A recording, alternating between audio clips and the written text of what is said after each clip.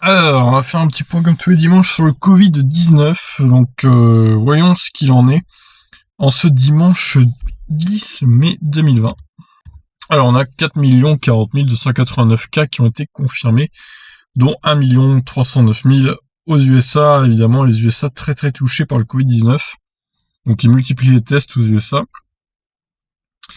On a 279 565 décès au total dans le monde, dont 78 794 aux USA. À noter que dans la région européenne, c'est le Royaume-Uni qui est premier avec 31 662 décès, suivi de près par l'Italie. L'Espagne et la France sont quasiment à égalité pour le coup. Alors sur le site, ils ont ajouté aussi le nombre de décès par État aux États-Unis et les recovered aussi. Donc des statistiques plutôt intéressantes.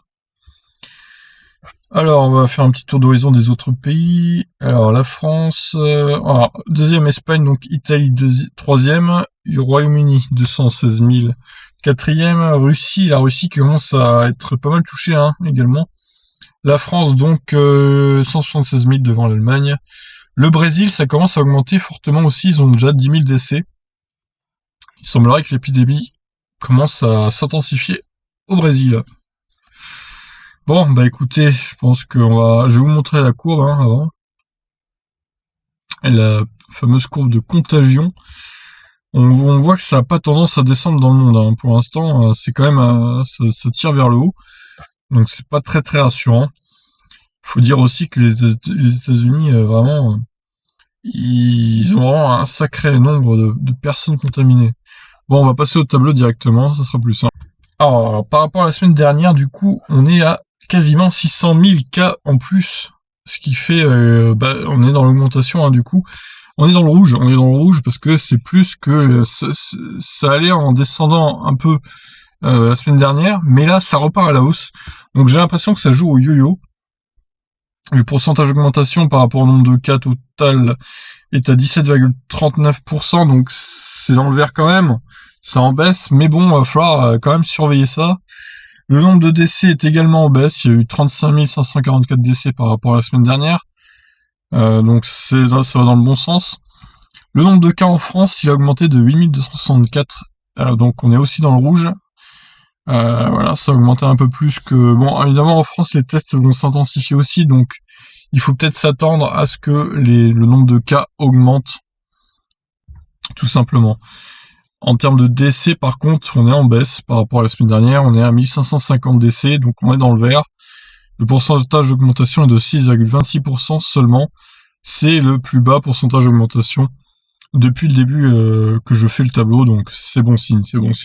Par contre, la mortalité a encore augmenté. La mortalité, c'est le nombre de décès par rapport au nombre de cas. En France, elle est assez élevée, je trouve. On est presque à 15% là. Bon, c'est un peu bizarre. Je sais pas trop pourquoi. J'ai peut-être trop d'explications, mais bon. À noter que la mortalité est en baisse dans le monde entier. Voilà, donc le déconfinement aura lieu demain, lundi 11. Déconfinement progressif, évidemment. Il y a encore des restrictions comme on peut pas parcourir plus de 100 km de là où on réside sans motif valable, on va dire. Donc c'est encore des mesures, on va dire, progressives pour relâcher un peu le confinement et que les gens n'en aient pas marre au bout d'un moment, parce que c'est vrai qu'en étant enfermé chez soi, pour ceux qui n'ont pas de terrain et tout, ça a dû être infect, c'est quasiment 2 mois. Évidemment, faut rappeler les gestes barrières, ne pas serrer les mains, ne pas faire la bise, porter un masque si vous en avez, forcément, c'est quand même très très conseillé. Et voilà, ça va être intéressant de suivre les chiffres dans le monde et en France, surtout en France, dès la semaine prochaine, voir si ça repart à l'augmentation ou pas. J'espère pas, personnellement, mais bon, on ne sait jamais.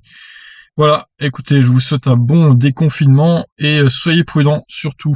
Ciao, ciao.